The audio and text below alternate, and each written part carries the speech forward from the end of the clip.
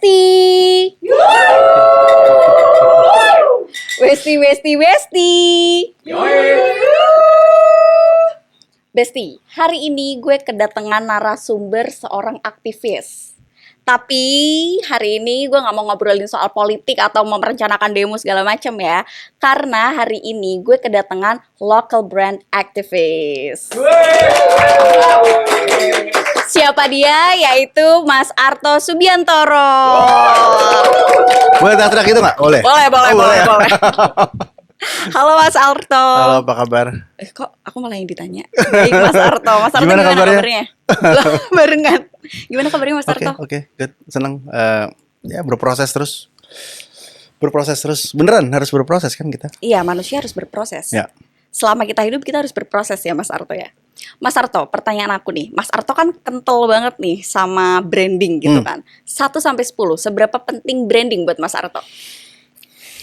1 sampai 10 ya. Pertanyaan pertama udah berat banget ya. Katanya tadi gak boleh yang gampang-gampang.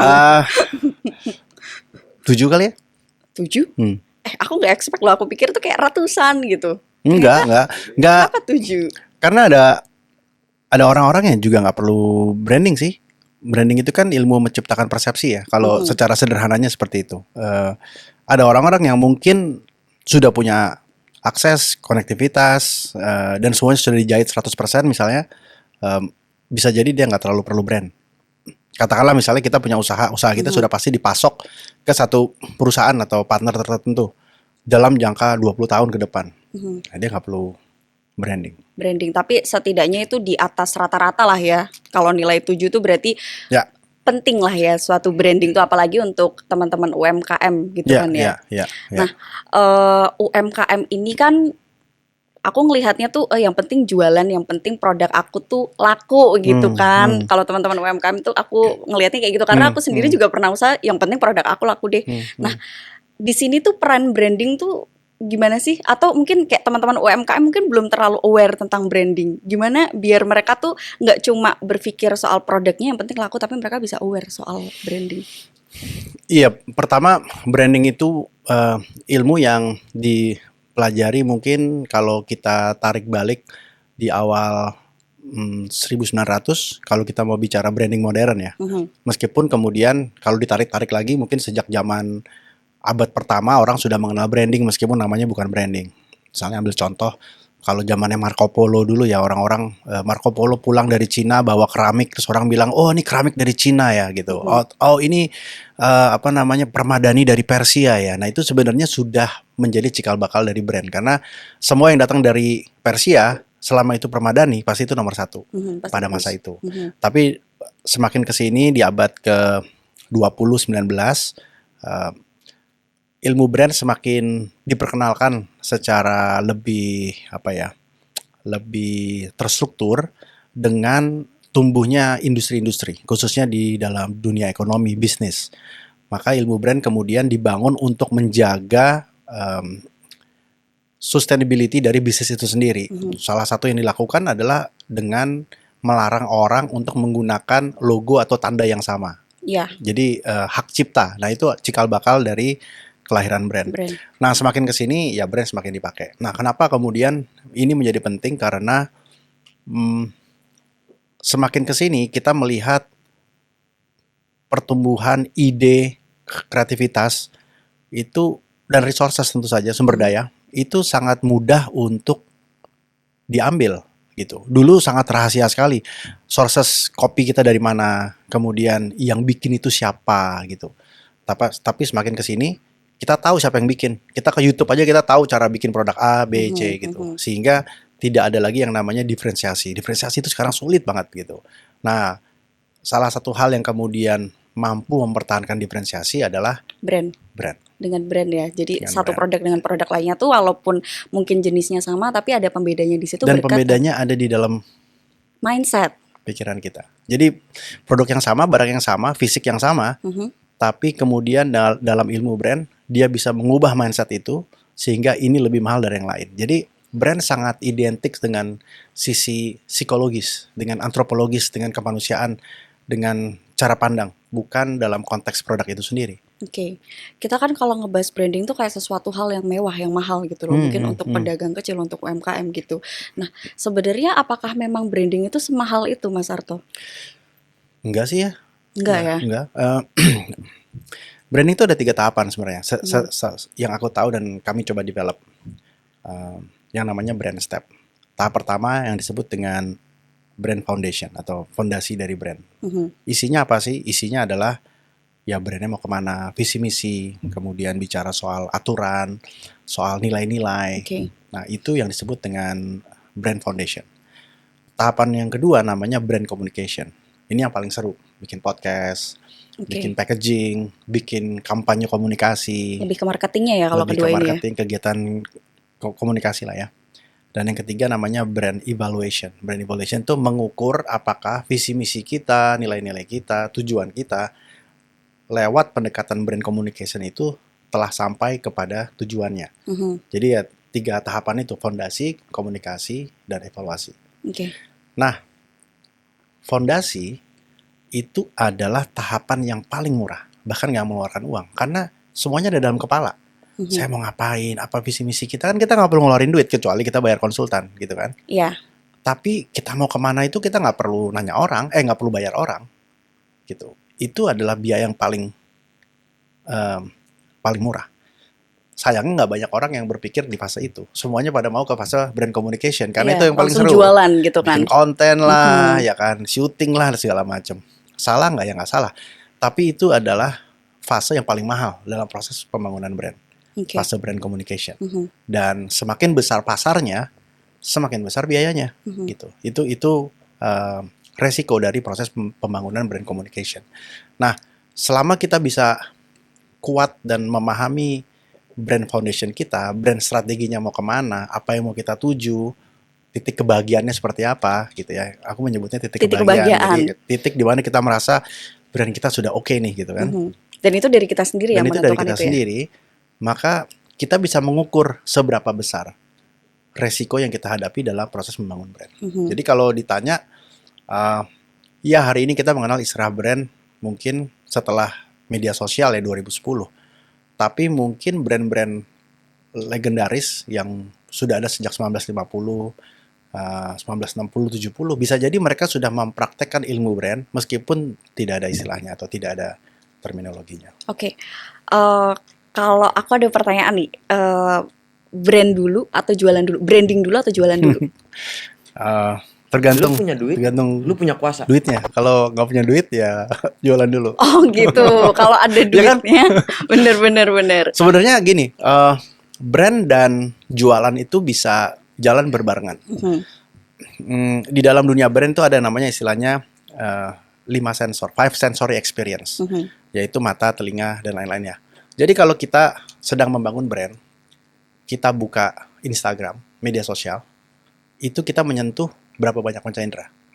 Kalau Instagram berarti mata dan tangan. Tangan. Apa sih? Tangan. Mata, telinga. Apa sih? Penciuman, rasa, sama sentuhan. Sentuhan, iya. 5 panca indera ya. Kalau Instagram berapa panca indera? Mata, telinga, jilat. Enggak dong. Jawabnya serius lagi. Enggak dong.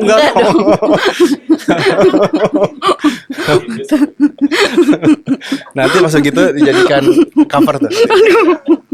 Mata dan telinga. Telinga, iya. Jadi ketika kita ingin membangun brand dengan pendekatan media sosial, kita hanya menyentuh 2 dari 5 panca indera yang tersedia.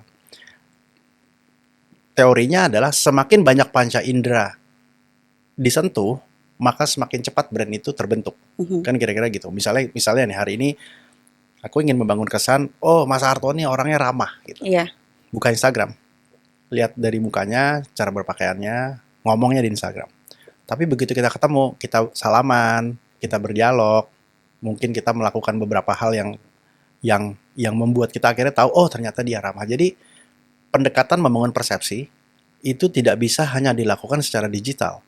Dia harus dibangun dengan menggunakan kelima sensor. Oke. Nah, kegiatan apa yang memperkuat brand tapi menggunakan kelima sensornya? Apa? eh kalau misalkan kayak bazar gitu, itu kan mata, Exactly. telinga, Ya, terus habis itu kita juga pegang produknya itu, terus habis itu bisa cobain. cobain, otomatis indera perasanya kita juga ikut dan bisa Ya, mencium juga. bazar, trade show, pameran Mhm, itu adalah kegiatan aktivitas brand communication yang menyentuh kelima panca indera sekaligus. mhm. Jadi ini kuno banget ya. Tapi Iya, ternyata dialah yang sebenarnya paling powerful. oke. Jadi kalau teman-teman muda kemudian hanya mengandalkan media sosial sebagai Mhm, cara membangun brand, bukannya nggak bisa, tapi nggak maksimal karena dia perlu juga pendekatan non-digital. oke. Nah, itu yang kemudian kembali lagi, ketika terjadi pendekatan non-digital, which is kelima lima sensor tadi, Mhm. maka kita juga bisa berjualan. Jadi pertanyaannya bisa nggak membangun brand sekaligus berjualan? Ya bisa banget. Bagaimana caranya membuat toko kita, pop-up store kita di pameran itu Mhm. bisa juga terasa, bisa hangat, bisa personal, tapi at the end orang membeli barang itu dari toko tersebut. Jadi artinya branding dan sales bisa atau penjualan bisa Berjalan berjalan bersama ya, bukan bersama. pilihan juga ya Ya, Mas mereka Arto ya? mereka mereka bersahabat sih dari kecil. Oh, bersahabat dari kecil ya. Dari kapan tuh? Tahun berapa tuh Mas Arto kalau boleh tahu? Mas Arto, Iya. tadi kan udah dibahas, ternyata nih bukan cuma di sosmed aja, tapi perlu ada ketemu langsung gitu lah, Hmm, meet up hmm, langsung hmm. antara penjual sama pembeli gitu. Kesalahan UMKM kita tuh selama ini terkait branding tuh menurut Mas Arto tuh ada di mana sih? Aku nggak bilang salah sih ya, tapi mungkin setiap UMKM itu ada fase-fasenya, ada level-levelnya, ada Mhm, pemahaman-pemahamannya. Bisa jadi saat itu ia berpikir branding itu adalah marketing. Itu yang aku lakukan juga waktu aku sebagai seorang creative director. Aku berpikir branding adalah soal komunikasi, mhm. bikin iklan yang keren, yang seru gitu kan. Aku pernah bekerja untuk sebuah multinational company, global brand nomor satu di dunia. Eh, aku sok-sok kreatif, sok-sok keren gitu. Tapi selama produknya tidak tidak connect dengan marketnya, maka mau kita jukir balik juga nggak akan works. Mhm. Ini sama seperti kita mendorong eh, UMKM untuk masuk ke ke e-commerce. Kita Kenapa? dorong mereka masuk, selama produknya tidak relevan dengan marketnya. Kan ini cuma display kan. Kan e-commerce itu seperti toko retail kan dia adalah display. Mhm, Jadi penting juga untuk memahami siapa pembelinya dan kenapa harus dibeli. Begitu sudah ketahuan taruh di toko, dia akan dibeli. mhm. Tapi kalau tidak ada potensi pembelian, ditaruh di toko manapun juga nggak akan beli. Oke. Nah, Bisa kan dari review kalau misalkan e-commerce? ya, ya itu salah satu. Tapi kan review hari ini bisa juga kita akalin. Mhm. Kita bisa mereview sendiri bareng-bareng kan. Kita bisa Iya. membeli produk kita sendiri bareng-bareng. Mhm. Artinya nggak salah untuk menaruh produk kita di e-commerce. E-commerce. Tapi yang lebih penting adalah bagaimana mengconnect antara supply dan demand. Nah, selama ini kita selalu fokus kepada aplikasi atau platform yang tujuannya Mempercepat. mempercepat pembelian. Mhm. Tapi kita tidak fokus kepada kepentingan kenapa barang itu diciptakan dan harus dibeli oleh si pembeli. Oke. Jadi mempelajari kebiasaan. Misalnya contoh, aku ambil contoh yang paling sekarang lagi banyak happening, misalnya baju-baju hijab gitu ya, baju-baju muslim, muslim Mhm. wear. Berapa banyak brand baju muslim yang sudah ada di Indonesia? Cukup banyak sih kalau Ya, untuk belakangan ini. ya, ya mungkin sangat banyak ya. Iya. Dengan berbagai macam brand. Salah nggak? Nggak salah. Tapi kalau kita mempelajari behavior pasar, market, kita melihat banyak wanita-wanita muslim yang kemudian suka olahraga. Maka keluarlah baju brand fashion muslim Sportwear. khusus untuk muslim. Mhm. Itu adalah cara seorang entrepreneur melihat dan Menyelesaikan masalah ya? menyelesaikan masalah itu dari potensi yang ada di lapangan gitu. Nah, lebih spesifik lagi, ada nggak kemudian ya, ya aku tahu ada brand muslim khusus untuk perempuan muslim yang suka berenang. Jadi muslim swimwear, Mhm. spesifik market lagi gitu. Oke. Nah, itu terjadi karena kemampuannya melihat apa yang ada dan kemudian mencoba menjawab yang dibutuhkan tadi. Begitu dia membuat positioning itu, mengetahui di situ ada kebutuhan, baru sama dia ditaruh di e-commerce. baru Oke. orang datang ke e-commerce untuk beli. Jadi e-commerce itu hanyalah tempat untuk menaruh barang kita. Edukasinya adanya di Instagram misalnya. Ya. Edukasinya adanya misalnya di pertemuan langsung dengan konsumen. Edukasinya bisa jadi di seminar-seminar gitu. Jadi masing-masing fungsi platform itu berbeda-beda. Oke. E-commerce punya fungsi sendiri, Instagram punya fungsi sendiri, dan kita harus menyadari itu. Tapi kuncinya adalah bagaimana kita menemukan supply dan demand tadi. Oke. Kita mempelajari trennya di Instagram mungkin, terus setelah itu baru menaruh produknya itu di e-commerce untuk menjual. Seperti itu mungkin ya? Kita memahami kebiasaan pasar. Jadi ini tahun ke-25 aku belajar brand. 5 tahun terakhir aku nggak pernah baca buku brand. Oh, Lagi. Aku pindah baca. haluan atau gimana? Nggak, aku sekarang bacanya hal-hal yang mendukung proses pemahaman brand. Aku belajar antropologi sekarang. Mau tahu tuh orang Kebumen, orang Banyumas, sama orang Bogor, cara berpikirnya gimana terhadap produk itu. Oke. Karena berkomunikasi dengan orang Sunda dan berkomunikasi dengan orang Madura, caranya berbeda, barangnya sama. Artinya bukan di produk, tapi di the way we communicate. Oke. Belajar ekonomi syariah, belajar sosiologi, belajar filsafat, karena mereka berpengaruh dalam proses pembangunan sebuah brand. Oke. Ilmu brandnya sendiri ya itu aja. Ada tahapan-tahapannya tadi kayak brand foundation, brand communication, brand evaluation, ya itu aja sih. Di luar sana juga banyak pendekatan-pendekatan brand lain ya dari guru-guru lain. Tapi kalau kita kembali melihat apa sih ujungnya ada pasar yang harus kita penuhi. Dan ini juga menarik karena kita selalu belajar tentang potensi pasar. Ada nggak pasarnya? Ini kalau kita mau tarik balik ke konteks brand dalam hubungan dengan kewirausahaan ya. Ada nggak pasarnya? Padahal kadang-kadang ada cara berpikir yang berbeda. Ketika tidak ada pasarnya, disitulah saatnya saya membangun pasar. Sehingga dalam dunia brand ada istilahnya the first in category. Menjadi yang pertama di kategori tersebut.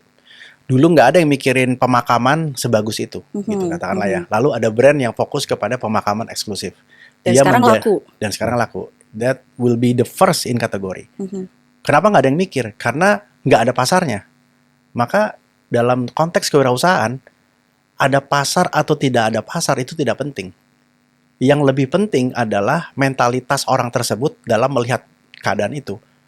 Orang-orang yang punya pemikiran masa depan, dia tidak perlu pasar. Dia menciptakan pasar. Jadi ini level kewirausahaan yang lebih tinggi.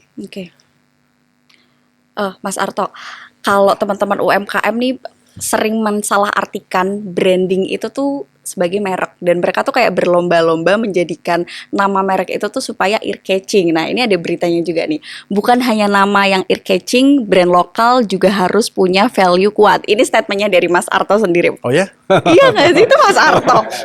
Oh iya. Itu Mas Arto sendiri. Gimana menurut Mas Arto?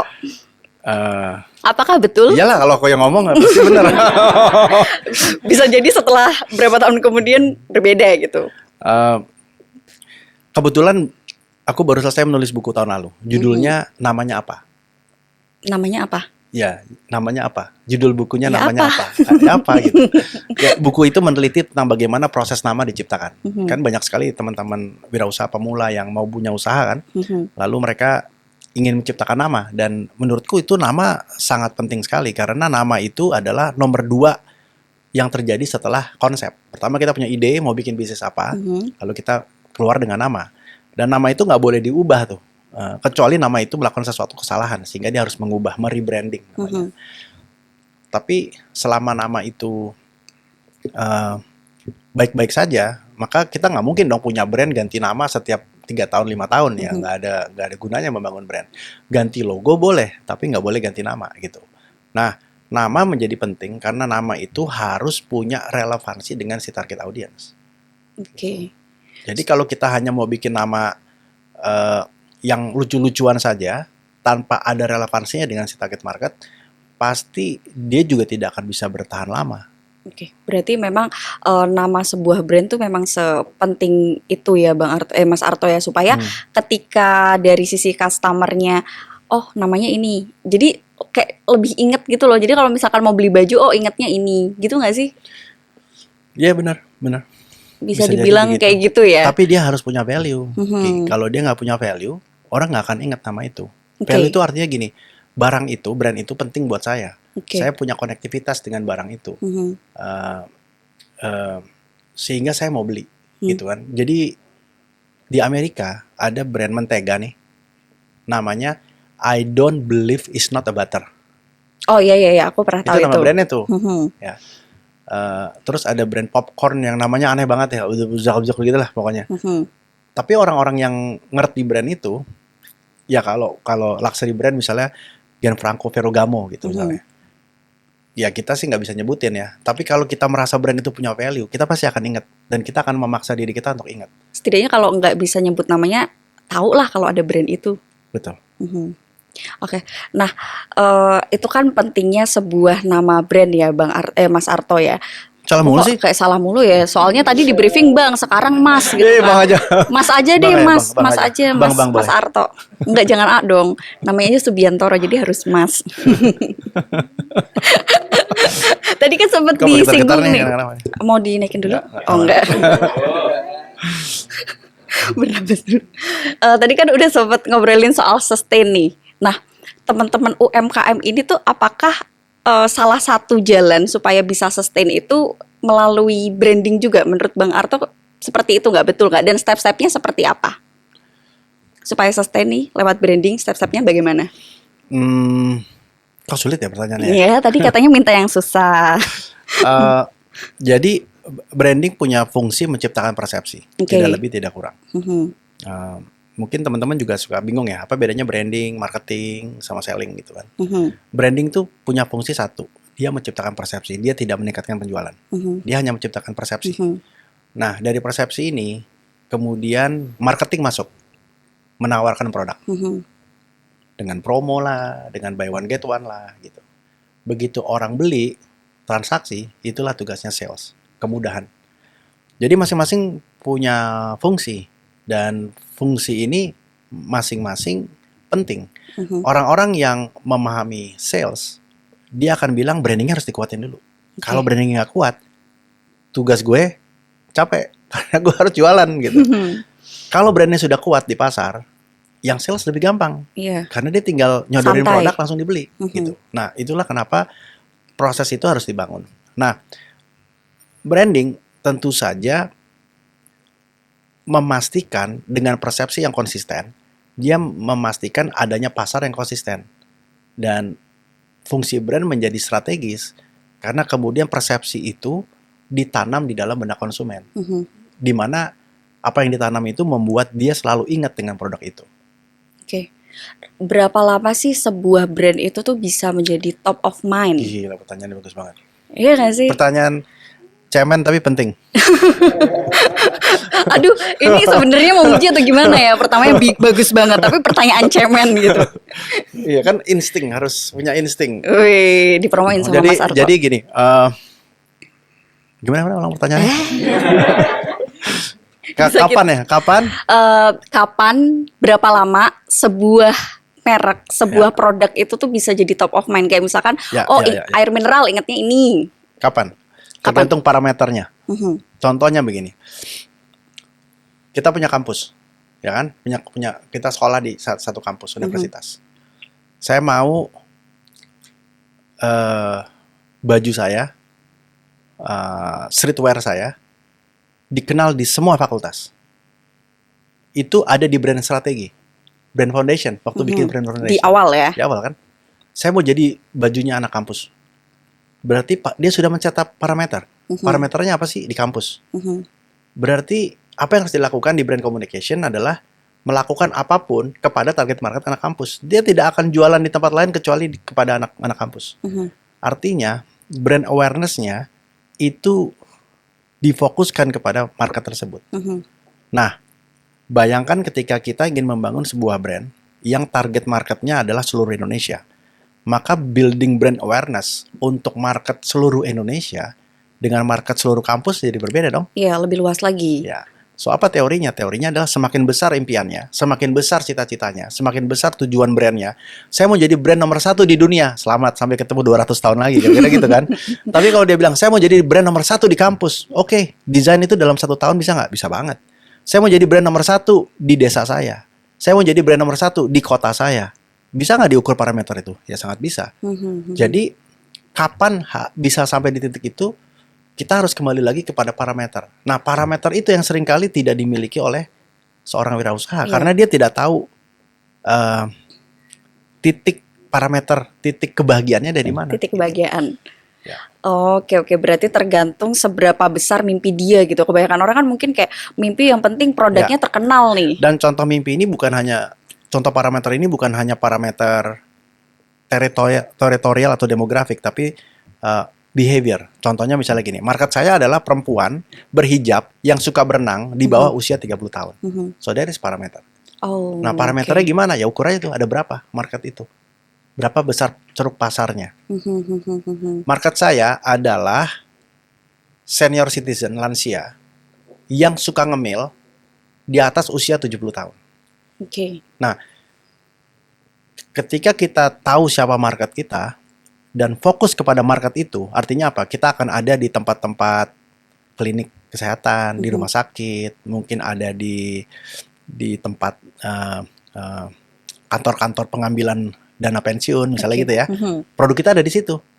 Nah, kita menjadi brand nomor 1 di market orang-orang yang usia di atas 70 atau 80 tahun tadi. Gitu. Tergantung sama market yang kita tentukan di awal ya, foundationnya di mana nah, ya. Itu problemnya, soalnya banyak yang tidak tahu, misalnya dia bikin kerupuk gitu ya, dia nggak tahu marketnya siapa.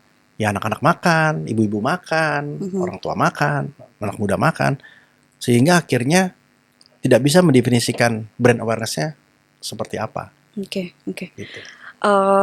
Mas Arto, aku tuh sekarang sering lihat kayak brand cepet banget naiknya karena mungkin pengaruh media sosial gitu loh. Tapi nggak lama juga untuk menunggu mereka tuh redup gitu loh. Itu kenapa sih Mas Arto kok bisa kayak gitu? Kok banyak fenomena seperti itu? Bukan banyak ya, mungkin ada dan aku sering melihat itu gitu loh.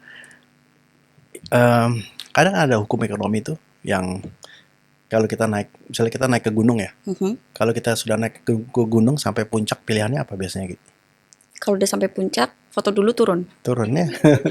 Iya kan? Dia ada versi, dia ada versi turun, ada fotonya. Benar. Nah, itulah yang terjadi. Jadi dalam pendekatan brand, semua yang terjadi secara instan itu sangat berbahaya. Jadi teman-teman di sini semua nggak perlu jadi ahli brand. Semua yang tiba-tiba viral dalam waktu singkat pasti nggak lama lagi turun. Ini lagi viral nih, apa gitu ya, mau makanan inilah, mau mangga Thailand lah atau apapun itu, pasti nggak berapa lama lagi akan turun. Cepat tergantikan ya. Cepat tergantikan. Kenapa? Karena dia sudah ada di peak. Nah, proses brand building yang benar, dia harus seperti naik pesawat terbang. Dari ketinggian 10, 20, 30, 100, jadi harus terbangnya begini. Oke. Jadi dia harus mulai dikenal di kalangan kampus dulu. Kalau kita bicara tadi streetwear ya. Nanti lama-lama mulai dikenal di acara-acara kampus, lalu mulai besar, akhirnya level kota. Ya, kota dan lain-lain. Nah, itulah proses pengembangan brand yang benar. Kenapa? Karena misalnya begini, ini ada coffee shop nih viral banget. Yang datang 1000 orang ngantri 1 kilometer gitu ya. Waktu buka. Iya. 1 tahun kemudian yang ngantri 100 meter. 1 kilometer ke 100 meter. Ya, tadinya 1 kilometer, terus ngantri jadi 100 meter. Itu masih panjang sih. Itu masih panjang. Tapi dulu pernah 1 kilometer. Jadi 100 meter itu nggak ada artinya. Paham nggak? Oke, ya paham. Karena dia sudah memulai dengan sesuatu yang viral. Waktu dia bikin usaha, yang datang 100 orang, ya kan? Terus kemudian berikutnya datang 20 orang, grafiknya turun. Iya. Meskipun 20 orang itu bagus. Maka yang benar harusnya datang 20 orang. Lalu jadi 30 orang. Jadi 100 orang. Jadi 1000 orang. Grafiknya naik. Oke. Nah, itu yang jadi PR. Dan tantangannya adalah bagaimana mengalokasi budget brand communication itu secara bijak. Karena banyak teman-teman di dalam dunia kewirausahaan tahu ada budget marketing, tapi budget marketingnya bisa jadi dihajar di depan untuk memastikan terjadinya potensi traffic atau crowd tadi. Tapi setelah itu kan nggak mungkin dia bakar uang terus gitu. Dan ketika dia nggak bakar uang ya dia akan turun. Nah begitu akan turun, secara persepsi itu jadi jelek. Karena apa? Dulu pernah rame, sekarang kok nggak rame. Gitu. Jadi lebih baik jangan rame gitu. Iya, iya. Bertahap ya gitu. Iya, Jadi pelan-pelan terus gitu. Hari pertama yang beli 1, besok 2. Ya. Sampai 1 tahun yang beli 2 orang dan dong. kita bisa Jangan belajar. dong. Jangan dong. Jangan dong. Ya, kita bisa belajar dari brand-brand yang sudah sustain ya, yang sudah 50 tahun. Bagaimana mereka memulainya dulu kan gitu. Mereka mulai dari 1 outlet gitu kan. Sekarang sudah punya 50 outlet, sudah ada 100 outlet. Artinya kan proses growth-nya terbalik dengan mulai dengan 100 outlet, sekarang jadi 1 outlet gitu. Dan di situ ada proses pembelajarannya kan. Yes. Jadi dia nggak kagok ketika tiba-tiba omsetnya naik segala macem gitu kan. Suka nih gue nih kalau udah ada pembelajaran nih. Kan ini kayak kuliah kita, Mas Arto. Mas Arto, ngomong-ngomong soal produk impor nih.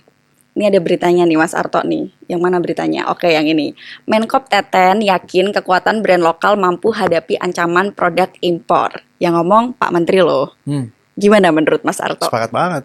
Kita punya banyak sekali local wisdom. Kita punya banyak sekali konektivitas antar ekosistem itu sendiri yang membuat, ambil contoh misalnya kecap aja gitu. Kecap. Ya kan? Kekuatannya sangat kuat sekali secara komunal. Nggak mungkin ada kecap dari luar yang bisa mengalahkan kecap-kecap kita. Tapi kalau kita bikin streetwear yang mirip dengan streetwear dari luar, itu bisa jadi tantangan karena kita akan selalu diadu dengan streetwear tersebut. Nah, kuncinya adalah kemudian bagaimana menciptakan produk-produk lokal yang akhirnya menjadi brand-brand lokal yang memiliki kekuatan karakteristik yang sesuai dengan Indonesia punya nih. Indonesia style. Oke, jadi yang bisa mengalahkan produk impor itu bukan seberapa banyak kita memproduksi mungkin ya, tapi lebih ke bagaimana karakteristik produk Indonesia sendiri. Betul. Seperti itu ya Mas Arto. Dan menurutku PR karena kita masih dalam mencari bentuk ya. Tapi ya itu bagian dari proses kita sendiri. Mencari bentuk, maksudnya kayak produk Indonesia tuh seharusnya seperti apa gitu. Ya. Misalnya ngomongin Belgia, udah kebayang oh ini coklat gitu kan. Oh ini mungkin berhubungan dengan jam tangan gitu. Nggak mungkin ada mobil dari Belgia meskipun mereka bisa. Nah, itu kemudian kenapa brand menjadi penting karena brand adalah ilmu menciptakan persepsi. Gitu. Tapi bukannya dengan Indonesia yang punya berbagai kekayaan budaya, terus alamnya segala macam, harusnya kita berpotensi punya karakteristik dong Mas Arto. Ya, wellness industry itu sesuatu yang sangat harusnya kita kuasain. Produk-produk skincare berbasis wellness story, wellness culture kita sangat memungkinkan. Dan itu salah satu ruang yang membuat kita bilang nggak mungkin wellness kita kalah sama negara-negara Eropa misalnya, karena kita punya kultur yang sangat menarik dan bukti-buktinya. Tapi kalau kita bikin mobil, bisa jadi kita beradu cukup ketat. Sengit bukan ya? Berarti nggak bisa ya, karena Cina sudah membuktikan gitu kan, Vietnam sekarang sudah punya. Jadi Malaysia lebih dulu. Bukannya kita nggak bisa, tapi tinggal sekuat apa daya tarung kita ketika kita masuk ke industri orang kan gitu. Tapi kalau kembali kepada wellness nih, ngomongin jamu-jamuan lah, ngomongin spa terapi, ekoturism, dan produknya banyak sekali loh itu. Kita bisa bikin mulai dari ujung rambut sampai ujung kaki, dan itu bisa jadi salah satu contoh-contoh industri yang bisa kita kuasain. Sama kayak kita hari ini ngomong bulu tangkis sebagai olahraga kita, kenapa gitu loh, kenapa kita jadi katakanlah 10 besar gitu. Mudah-mudahan sepak bola juga ya. Amin. Hidup Pak Ete. Gimana Mas Arto? Mas Arto dulunya tuh sempet kerja di Amerika ya, di salah satu brand besar banget kan di Amerika waktu itu. Kenapa kok akhirnya pulang kampung terus habis itu malah ngurusin lokal brand kecil-kecil ini Mas Arto? Karena aku didesain untuk itu. Wih, panggilan Tuhan gitu. Ya. Kenapa beneran nih? Aku Ya, penasaran. karena dari kecil ayah sangat nasionalis kan, dia selalu dia selalu mendorongku untuk melakukan sesuatu untuk negeri ini. Dia selalu bilang, kamu belajar ke Amerika, ambil ilmunya, pulang dan bangun negerimu gitu ya. Ya waktu itu kan gue umur 18 tahun, nggak ngerti maksudnya apa ya, tapi semakin berjalan, lalu pulang ke Indonesia, mulai mengerjakan sebagai seorang creative director, mengerjakan project-project untuk multinational company kan. Mhm. Uh, Lama-lama ngerti kenapa brand-brand ini jadi besar, apa yang menarik dari brand-brand itu. Terus aku kepikiran suatu saat nggak sengaja ketemu dengan seorang UKM di pinggir jalan, dan secara secara tidak sengaja aku menawarkan apa yang bisa aku lakukan untuk orang itu. Terus dia Mhm. punya impian, dan tiba-tiba aku bantu aja sampai di titik tertentu. Impian dia waktu itu apa Mas Eko? Dia mau masuk ke modern retail gitu. Oh, aku pernah dengar cerita ini karena aku tuh pernah sekali ngikut seminarnya Mas Arto. Dia pengen masuk ke modern retail, terus akhirnya produk itu di lobby-lobbyin sama Mas Arto gimana caranya akhirnya bisa masuk gitu kan. Ya tentu saja kita benerin 5 sensor experience-nya dulu, kemasannya Mhm. kita rapihin, komunikasinya kita rapihin. Ya, dan singkat cerita dia masuk ke toko retail, tapi itu semacam pemantik ya buatku untuk merasakan bahwa bantuin orang tuh kayaknya seru banget gitu. Dan itu yang membuatku memutuskan resign di tahun 2006 untuk membangun agensiku sendiri yang sampai hari ini terus bertahan untuk fokus pada keberpihakan um, pada brand-brand lokal. Oke. Namanya gambaran brand ya. Gambaran brand ya. Di situ ngapain aja sih Mas Arto gambaran brand itu? Gambaran brand di 10 tahun pertama mungkin sama seperti brand agency lainnya ya. Kita fokus kepada pure brand development. Bedanya adalah kita berpihak pada brand lokal. Artinya gambaran brand tidak bisa mengerjakan brand-brand dari luar. Tapi kita bisa bekerja sama dengan brand-brand dari luar untuk kepentingan pengembangan brand-brand lokal. Oke. Nah, 5 tahun terakhir kita sudah shifting dari hanya sekedar brand consultant menjadi impact enabler. Kita menyebutnya impact enabler. Jadi bagaimana brand hari ini bisa bermanfaat, bisa berdampak, bagaimana kita bisa mendorong brand-brand lokal kita untuk bisa menjadi brand yang bisa solving the problem dan ya pada akhirnya bisa mendorong pertumbuhan ekonomi juga. Oke. Brand-brand lokal kita bisa solving the problem ya. Nah, kenapa sih brand-brand lokal kita nih kalau bisa dilihat tuh kayak mungkin ada beberapa tuh yang kalah sama brand-brand luar, yang mana tuh mereka mungkin dari segi kualitas sama brand lokal itu nggak beda jauh. Tapi karena brand lokal ini dia jual mahal, terus malah yang beli tuh lebih banyak ini daripada brand lokal. Jadi kayak brand lokal tuh jadi nomor 2 gitu loh dibandingkan brand-brand dari luar. Menurut Mas Arto kenapa sih bisa kayak gitu padahal harganya mahal? Ya sebenarnya kembali lagi kepada persepsi ya. Tidak semua brand dari luar itu juga bisa survive loh di sini. Artinya banyak sekali brand-brand dari luar yang merasa 280 juta market Indonesia itu potensi, mereka kesini ya mereka juga tutup. Jadi ini bukan soal brand luar atau brand lokal. Soal bagaimana brand itu stay relevan dengan market yang ada di Indonesia. Oke. Kita lihat beberapa brand-brand multinational F&B makanan gitu ya, yang mungkin sudah sejak tahun 70 ada di Indonesia, sampai hari ini masih ada. Tapi ya mereka harus mengubah menunya, mulai dari roti jadi nasi dan lain-lain. Itu kan adaptasinya susah banget. Iya. Bayangin mereka di setiap negara harus beradaptasi seperti itu. Artinya apa? Artinya bukan soal dia brand dari luar atau brand dari lokal. Tapi bagaimana dia bisa beradaptasi dengan market itu. Nah, kalau soal mahal atau murah, ini kembali kepada persepsi pasar kita memang. Orang-orang kita Luxury suka brand gitu. ya, kadang-kadang pasar kita suka pikir kalau lokal itu harusnya murah gitu kan. Sebenarnya bagaimana proses menjadi mahal itulah yang harus dinarasikan. Karena kan nggak mungkin kita bikin gelang kayak gini tiba-tiba dijual 10 juta gitu, tanpa ada alasan tertentu. Artinya bukan di 10 jutanya masalahnya, artinya ada di kenapa saya harus membeli itu jadi 10 juta. Aku suka nih sama proses narasi karena di situ tuh proses narasi tuh adalah salah satu dari branding dari yang mana bisa meningkatkan value dari suatu produk gitu ya Mas Arto ya. Kiki pintar sekali sih. Iya dong, kan udah kuliah 1 SKS sama Mas Arto. Tapi ada contekan tadi. Ada contekan karena mereka kayak tanya ini dong. Kayak mereka penasaran juga deh apa mereka suruh maju aja nih Mas Arto. Tanya langsung aja guys. Aku 20 pertama takjub gila, Kiki tahu banget semua pertanyaan. Bisa aku lihat, oh ada. Berarti yang pinter di situ. Yang pinter di situ, tepuk tangan lu dong buat yang di situ. Mereka mengingatkan karena suka lupa. Yang sulit tuh ya, pertanyaan berikutnya harus sesuai dengan apa yang dijawab di sini. Iya betul, makanya ngacak. Tapi mereka nggak mau ngacak. Aduh, jadi bongkar-bongkar itu ya dapur ya kita di sini ya. Keren-keren kok. Biasa sih kalau kita nge-podcast sama podcaster tuh kayak gini guys tantangannya. Dibongkar sama Mas Arto sendiri. Next nih Mas, apa mau dibacain apa baca sendiri? Secinta apa? Kita bacain sama-sama ya. Oke. Secinta apa? Secinta apa Mas Arto dengan brand lokal? Brand lokal. Ya harusnya cinta banget ya. Aku tuh ini ya, jujur gara-gara menjadi aktivis, aku jadi kemakan omonganku sendiri. Aku nggak bisa pergi ke coffee shop yang mahal itu.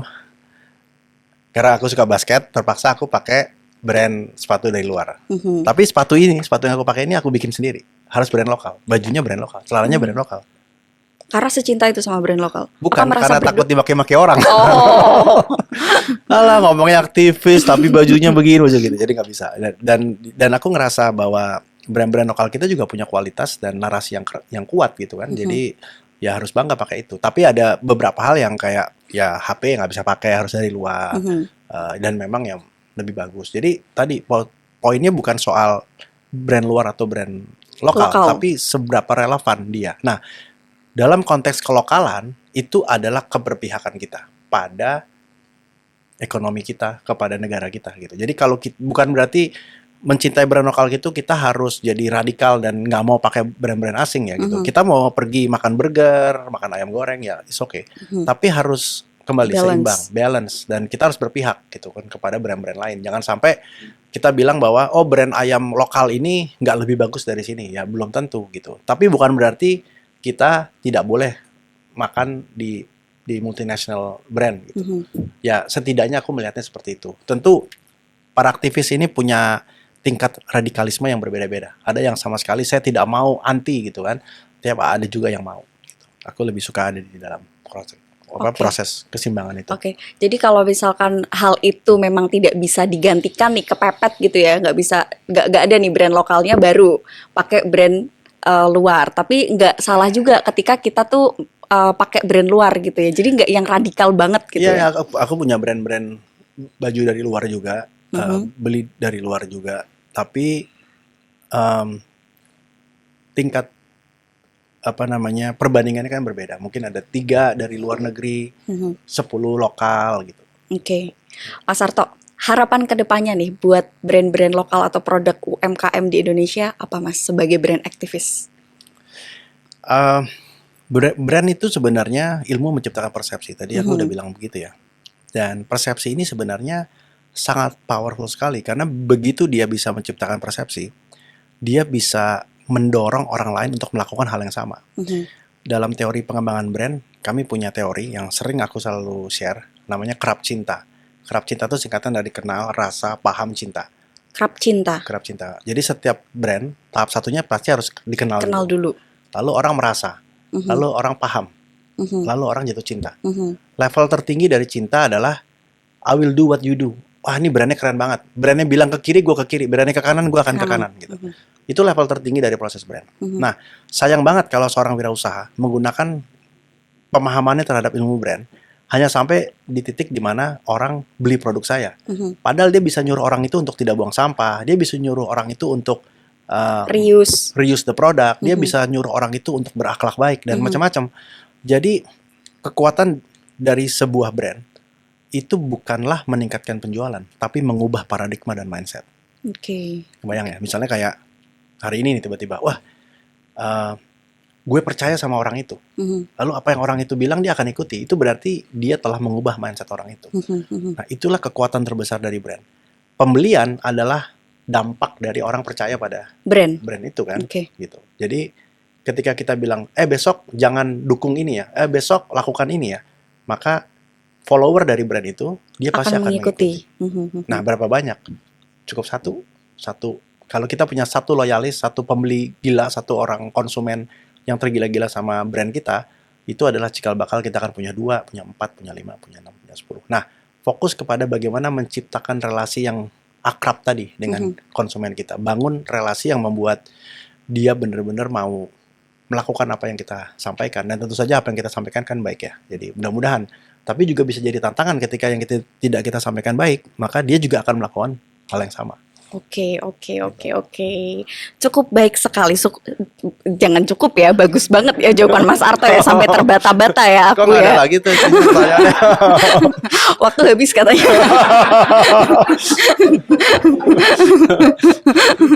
Oke, thank you banget ya Mas Arto udah Sama-sama. mau ngobrol bareng-bareng sama kita di sini, ngasih inspirasi ke besti-besti UMKM semua Siap. di sini. Siap Kakak Kiki.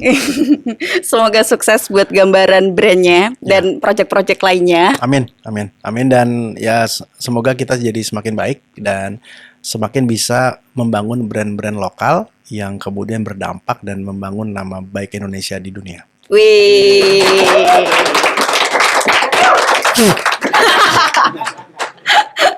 Nah, itu dia Besti, obrolan seru bareng sama Mas Arto Subiantoro. Pokoknya kalian nyesel deh kalau nggak nonton sampai akhir.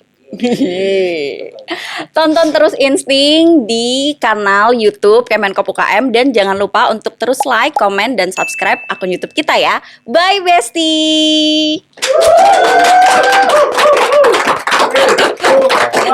Thank you Mas Arto.